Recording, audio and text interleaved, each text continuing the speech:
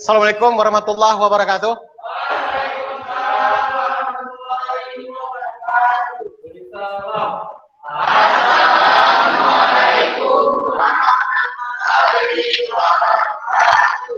Waalaikumsalam warahmatullahi wabarakatuh.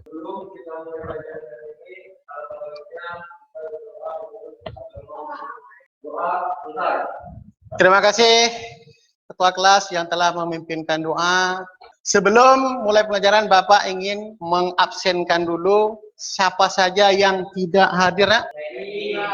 Nizam, Repi tanpa keterangan. Minggu kemarin kita sudah belajar masih materi yang sama, yaitu pengukuran geologi struktur. Struktur geologi yang sudah kita pelajari ada berapa? Struktur garis, struktur lipatan. Akan melakukan pengukuran hanya menggunakan miniatur. Sebelum kita melanjutkan, kalian harus tahu dulu apa sih kompetisi dasarnya. Menganalisis struktur geologi, menyajikan hasil analisis struktur geologi. Kita sajikan atau kalian sajikan setelah kalian melakukan pengukuran struktur. Yang bisa kita ukur untuk saat ini cuma struktur bidang dan struktur garis. Itu pun cuma untuk menentukan arah penunjaman. Kalian harus tahu apa tujuan kita belajar pada hari ini. Peserta didik dapat mengamati struktur geologi di lapangan. Kita hanya melakukan di dalam kelas atau di bengkel. Jadi kita belum bisa melakukan pengamatan. Dapat menganalisis struktur geologi di lapangan. Yang ketiga, peserta didik dapat mengoperasikan alat GPS dan kompas geologi di lapangan. Kalian bisa mengoperasikan GPS. Yang pertama apa? Untuk menentukan koordinat atau marking, melakukan penguploadan.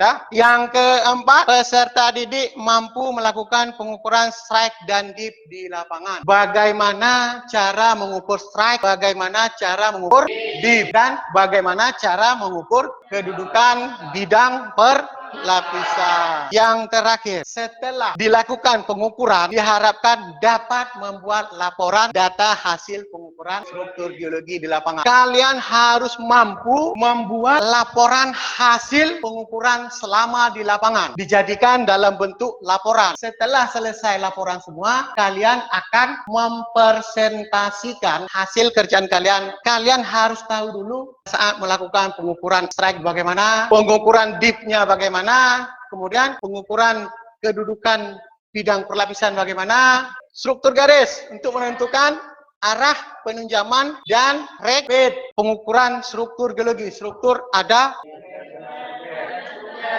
primer dan struktur sekunder. Alat-alat yang digunakan pada saat melakukan pengukuran struktur geologi. Ada alat GPS, palu, papan clipboard, ada alat-alat tulis struktur bidang, struktur garis, struktur kekar, struktur lipatan, dan struktur sesar. Cara pengukuran struktur bidang dapat dilakukan. Yang pertama, pengukuran jurus.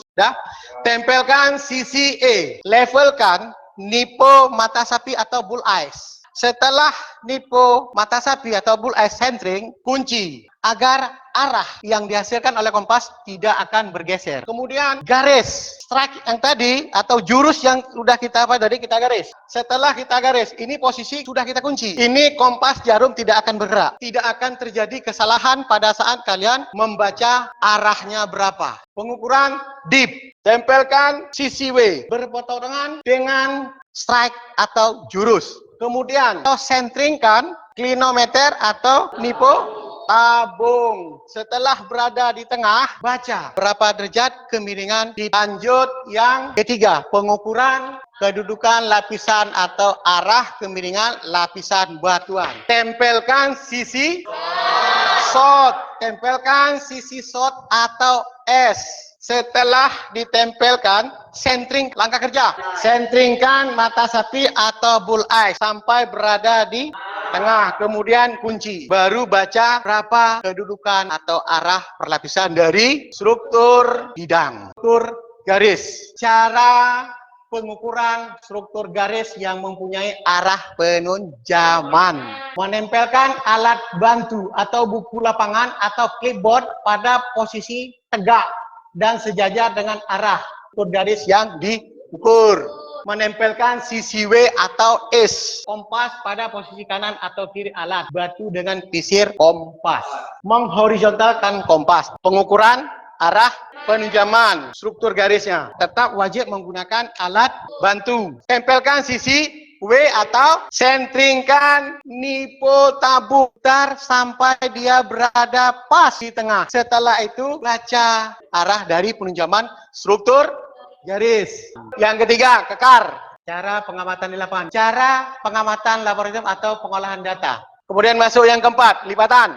Cara pengamatan di lapangan. Lipatan umumnya ditemukan pada batuan sedimen. Memiliki sifat elastis. Yang terakhir, sesar. Cara pengamatan di lapangan. Dari peta topo, foto udara atau citra satelit. Yang bisa kita amati berupa kelurusan gawir, bukit, lembah, pergeseran bentuk morfologi. Kemudian yang kelima, kelurusan mata air atau mata air panas. Mempersiapkan alat apa saja dan untuk apa gunanya. Baik, Assalamualaikum warahmatullahi wabarakatuh.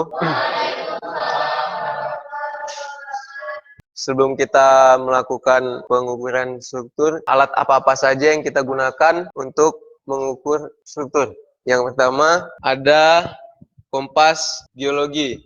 Pengukuran struktur itu kita bisa mengukur strike, dip, atau area bidang penapisan. Yang kedua, palu geologi. Fungsi palu geologi ini menjadi alat banding atau alat tolak ukur saat kita melakukan kegiatan di lapangan seberapa besar atau bentuk bidang foto. Yang ketiga, GPS di sini fungsinya kita wajib memplotting hasil data kita setelah kita kembali ke lab atau ke bengkel untuk kita mengolah data. Yang kita butuhkan pensil, alat bantu lain seperti papan clipboard. Mungkin itu saja yang bisa saya jelaskan tentang alat pengukuran struktur. Terima kasih sudah mempersiapkan alat dan bahan dengan cukup baik berdasarkan job yang Bapak bagikan. Jurus dengan cara tempelkan sisi S pada kompas pengunci supaya mendapatkan hasil yang akurat, tidak bergeser.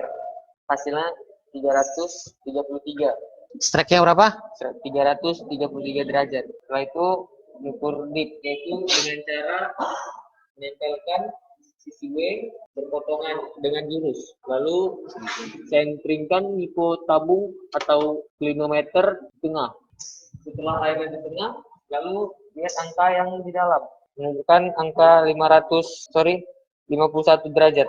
Setelah itu bidang dengan cara menempelkan sisi S pada kompas, sisi sol, lalu sentringkan nipo mata sapi atau bull eyes. Lalu tekan pengunci untuk mendapatkan 60 derajat. Terus garis, ini kami menggunakan alat bantu clipboard dengan cara menempelkan sisi W pada kompas, lalu sentringkan nipo tabung atau klinometer. Setelah cukup di tengah airnya, saya dilihat angka yang di dalam, yaitu 43 derajat.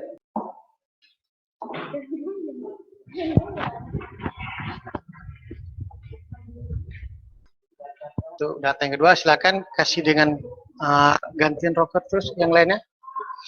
Rocker 2 orang dulu. Oh, salah. Kita harus memiliki atau menggunakan alat bantu supaya kita tahu atau jelas nampak area bidangnya. Bidang ini nampak. Kita di sini kan misalnya kita di samping, kita nggak nampak bidangnya. Jadi cuma dapat garisnya aja. Jadi kita membutuhkan alat bantu.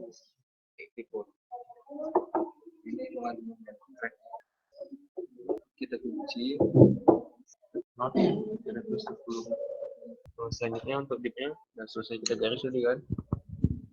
Untuk dipnya tempelkan sisi W berpotongan tegak lurus dengan strike. Kita sentringkan klino tabung atau klinometer sampai berada di tengah.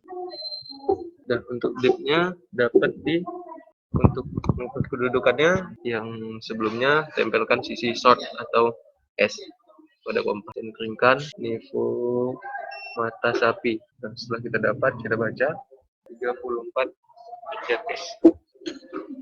Setelah itu, lalu setelah kita kerjakan sisi W, kita sentralkan lino tabung.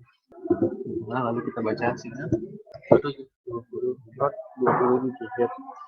Ambil koordinat dengan menggunakan GPS.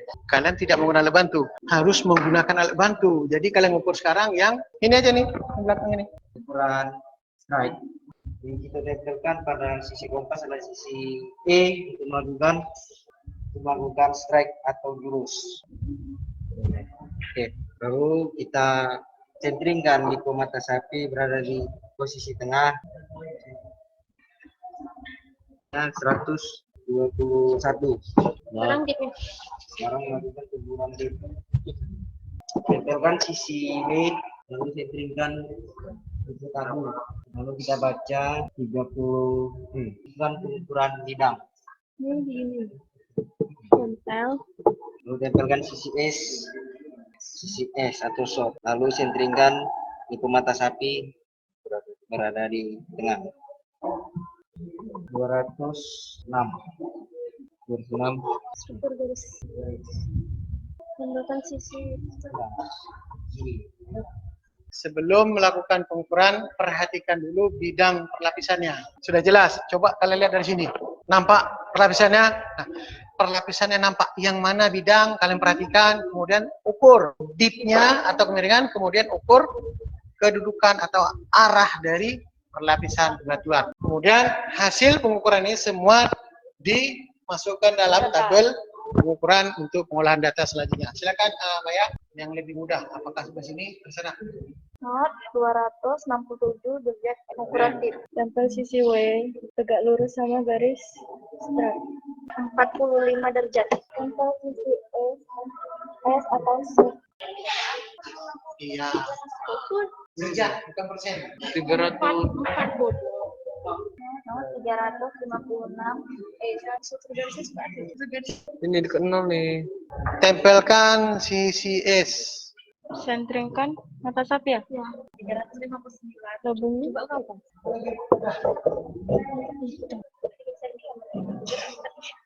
Berapa? 30 derajat. Semua kelompok sudah melakukan pengukuran strike dan dip. Data ini nanti akan diolah. Siapa kira-kira bisa membantu Bapak untuk menarik atau mengambil kesimpulan? Kesimpulan yang bisa kita ambil dari pelajaran hari ini adalah alat-alat yang dibutuhkan pada saat pengukuran ada 5. Itu ada kompas, GPS, clipboard, palu, juga alat tulis. Saat mengukur struktur bidang, yang diukur itu strike dengan menempelkan sisi E dan mensentringkan nipo mata sapi, lalu dikunci. Yang kedua, pengukuran dip, menempelkan sisi W, sentringkan nipo tabung. Yang ketiga, pengukuran kedudukan itu yang ditempelkan adalah sisi S, mensentringkan nipo mata sapi, lalu dikunci. Yang keempat, ada pengukuran struktur garis dengan menempelkan sisi E, lalu sentringkan nipo tabung. Sekian, terima kasih. Terima kasih kepada anak kita Maya yang telah mengambil atau menarik kesimpulan. Pembelajaran kita hari ini sudah kita laksanakan sampai dengan selesai. Adapun kesimpulan yang dapat kita ambil, ukuran struktur geologi ada 5. Ada struktur garis, struktur bidang, lipatan, sesar, dan kekar. Kemudian alat-alat yang digunakan pada saat melakukan praktek pengukuran itu ada palu, ada kompas, ada GPS, ada papan clipboard, dan ada alat tulis. Untuk struktur bidang ada pengukuran strike, pengukuran dip, ada pengukuran kedudukan lapisan batuan. Kemudian di struktur garis, pengukuran terhadap arah penunjaman. Untuk pertemuan selanjutnya, materinya pemetaan kompas langkah. Alat dan bahan masih sama, langkah kerjanya tahapan-tahapan kompas langkah. Hasil pengukuran di pertemuan selanjutnya, kumpulkan tugas tersebut, evaluasi akhir untuk penilaian. Hari ini sampai di sini kita pembelajarannya. Memimpin doa, silakan Tuan kelas. Doa dimulai. Doa selesai. Terima kasih pada ketua kelas yang telah memimpinkan doa. Pembelajaran kita cukupkan sampai di sini. Billahi taufiq wal hidayah. Assalamualaikum warahmatullahi wabarakatuh. Waalaikumsalam.